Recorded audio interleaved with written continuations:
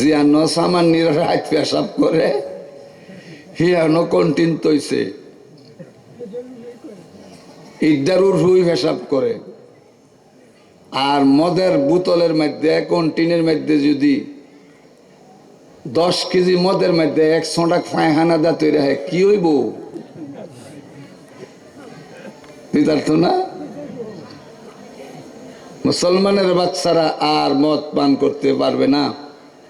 নিষেধ করার সাথে সাথে মদের কন্টিন, মদের ড্রাম, মদের টিল্লা, মদের মশক, যত ভান্ডে মদ ছিল সব রাস্তার মধ্যে ডাইলা দিছে।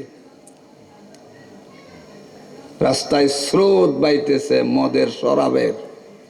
কত উন্নত মানের মদ আল্লাহর নবী নিষেধ করছে, আর এটার আমল করা যাবে না। মদ খাইলে কি হয়? মদ খাইলে একটা লাভ হয় আর ব্যাগটা লস হয়। মদ পান করলে একটা উপকার আছে আর সবগুলাই অপকার।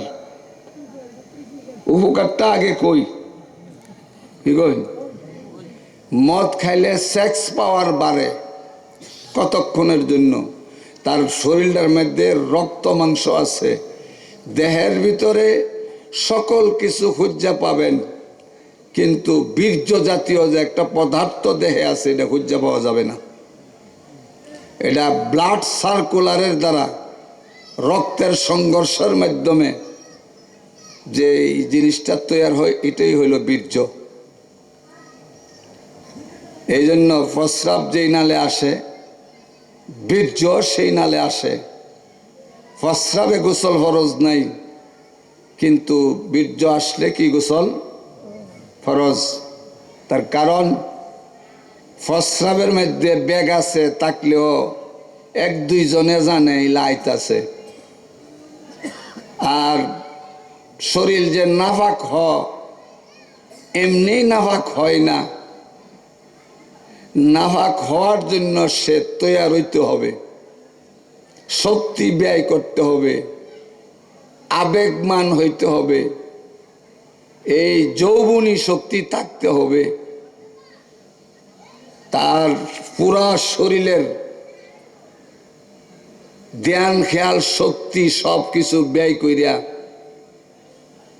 কোনো না কোনো কৌশলে যদি সেটাকে বাহির করে গোসল ফরজ হবে।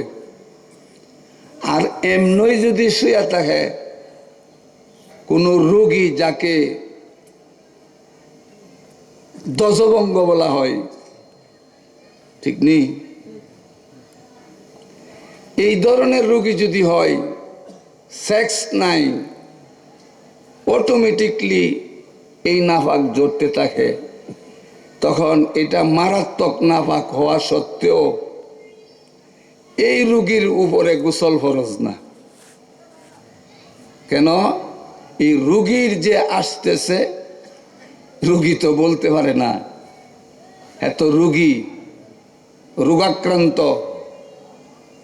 জিরিয়ান রোগ তার, এটাকে আটক করে রাখা হয়। ভাণ্ড যতই ভরপুর হোক বাইর হবে না। আর প্রস্রাবের থলিতে ভাণ্ড ভরে গেলে 1 সেকেন্ডের জন্য সে আর রাখবে না, বাইর করে দিব। তার ধারণ শক্তি যতটুক রাখবে সে ততটুক, যেটা অতিরিক্ত হয়েছে বাইরে যাবো। না এলে ফেট তল ফেট বেদনা করবো, বেশি বেদনা করতে করতে ফাত্তইরা রোগ হইব। দৃষ্টান্ত হাদিস শরীফে আসছে, নবীজি মসজিদে নববীতে বসা, গ্রাম্য ব্যক্তি হুজুরের দরবারে মসজিদে নববীর ভিতরে আসলো। আইসা বেডা সামাজিকভাবে দেশের যে রীতি, আরব দেশের বর্বর যুগের রীতি ছিল, পুরুষের কি প্রস্রাব করত দাঁড়ায়া। প্রস্রাব কি করত? দাঁড়ায়া।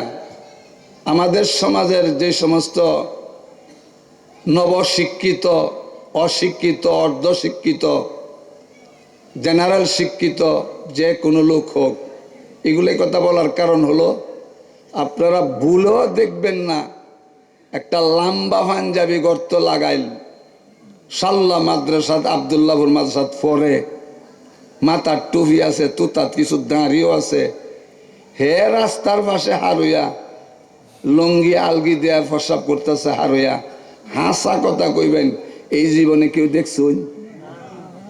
দেখছুন? এই জন্য হেরার কথাটা আনলাম না। আর প্যান্ট শার্ট পরুন্যা, হাফ প্যান্ট পরুন্যা, ট্রাই লাগাই না, এই ধরনের মানুষ গাড়ি ঘোড়া হারা করিয়া রাস্তার পাশে দাঁড়ায় প্রস্রাব করতে দেখছেন না? দেখছেন না? দেখছেন নি? আমি গতকালকে দেখছি রাত্রে মাগরিবের নমাজের সময় যাইবার বেলা এক মাহফিলে লতিফপুরের ব্রিজের পশ্চিমে দিয়া এর গাড়িটা থামায়া, সবাই বলেন নাউজুবিল্লাহ, এর গাড়িটা থামায়া ফ্যান্ট পরা লোকটা দাঁড়ায়া প্রস্রাব করতেছে আর মোহ বিড়ি টানতেছে, এক কান্দা বসতেছে আর এক কান্দা ছাড়তেছে।